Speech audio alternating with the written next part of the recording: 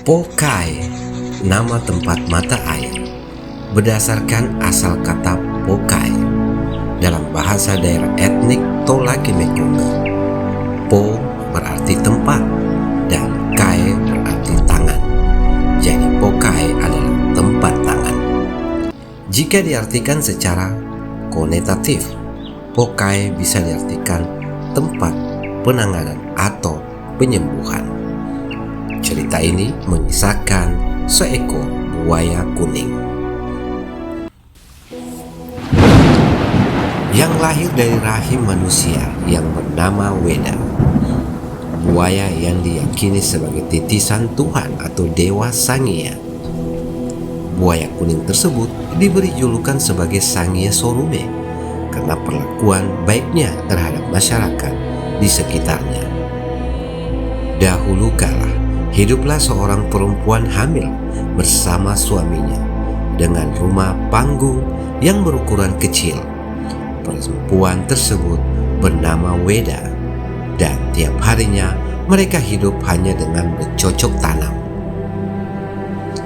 Hari kelahiran anak pertama mereka pun dinanti-nantikan dengan tak sabar. Suatu malam terjadi sebuah gejala alam berupa badai kencang yang mengantarkan kelahiran sang bayi. Tiba-tiba sepasang suami istri tersebut dikagetkan dengan kelahiran yang tidak wajar terhadap buah hati mereka. Weda sangat terkejut saat mengetahui anak yang dilahirkannya tak lain dan tak bukan adalah seekor buaya yang masing-masing jarinya berjumlah 5. Kejadian aneh yang baru dialaminya itu membuat mereka berpikir jernih dan dengan ikhlas menerima takdir yang telah digoreskan oleh Allah yang Maha Kuasa. Hari demi hari mereka lalui bersama buaya kecil tersebut yang diletakkan di dalam sebuah baskom. Tak terasa ia tumbuh besar dan terpaksa dipindahkan dalam sebuah gumbang penampung air yang terbuat dari tanah liat. Karena melihat ukuran tubuhnya yang tidak mawat lagi dari tempat sebelumnya, Weda bersama suaminya memelihara anak semata wayangnya dengan penuh ketabahan, karena mereka meyakini bahwa anak mereka adalah titipan dan merupakan Sangia yang berwujud seekor buaya kuning. Ketika malam tiba, Weda terlelap dan bermimpi aneh. Dalam mimpinya itu, ia bertemu dengan anaknya yang berwujud manusia. Sang anak meminta agar dicarikan sungai yang airnya tidak bisa kering sebagai tempat untuk melangsungkan kehidupan barunya. Maka keesokan harinya, Weda dan sang suami pergi mencari sungai yang cocok untuk anaknya. Akan tetapi, hari itu bukan hari keberuntungan mereka. Akhirnya mereka kembali ke rumah untuk beristirahat. Malam harinya lagi, Weda bermimpi kedatangan seseorang yang berwujud manusia yang wajahnya tidak begitu jelas.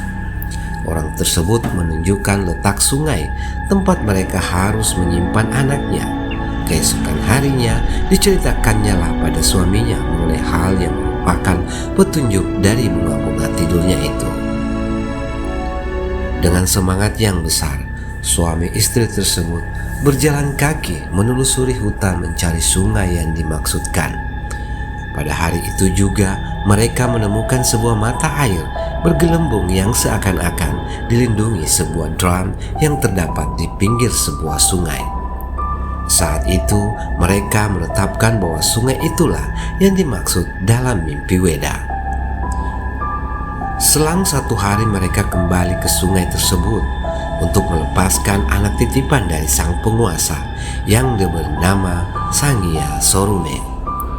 Rasa berat hati terpancar dari wajah Weda ketika hendak meninggalkan anaknya itu di tengah-tengah hutan belantara. Namun setiap hari ia selalu datang untuk memberi ASI pada anaknya dengan bolongan daun bambang yang mengalirkan ASINya sampai ke mulut buaya kecil.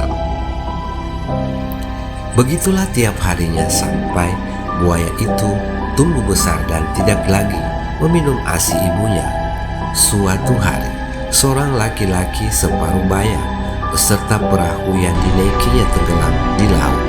Tiba-tiba ia diselamatkan oleh seekor buaya kuning yang berukuran seperti paha manusia, dan seekornya lagi buaya yang sangat besar.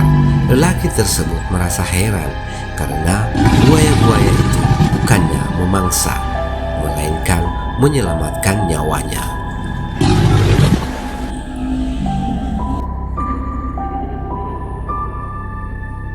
Setelah pelepasan telur rebus di dalam air sungai, warga yang mengikuti prosesi upacara tersebut menyantap makanan yang telah dibaca-baca beberapa saat kemudian. Suasana diramaikan lagi dengan tangis bahagia atas pengakuan seorang penderita katarak dan mata rabun yang telah melihat dengan normal. Hal ini terjadi beberapa saat setelah ia mencuci mukanya dengan mata air bergelembung seluas lubang drum yang terdapat di sungai tersebut. Itulah sebabnya sungai tersebut dinamakan mata air Pokai. Karena selain mata airnya bisa menyembuhkan penyakit, ternyata juga merupakan titik pertemuan antara tiga sungai di Benua Mekongga yang mengalir sampai ke muara yang dinamakan Puri Ranoa. Ketiga sungai itu sekarang disebut Sungai Lamekongga, Sungai Kowioha, dan Sungai Wundulaku. Cerita Pokai termasuk dalam cerita rakyat kategori myth. Hal ini terbukti dengan isi ceritanya. Dikisahkan oleh dewa atau manusia setengah dewa. Sang yang berarti dewa. Selain itu juga didukung dengan kepercayaan masyarakat setempat dengan khasiat air yang berasal dari mata air Pokai yang bisa menyembuhkan penyakit dan hingga kini masih diyakini dan dikunjungi. Tempatnya di desa Transat, Kecamatan Wundulaku.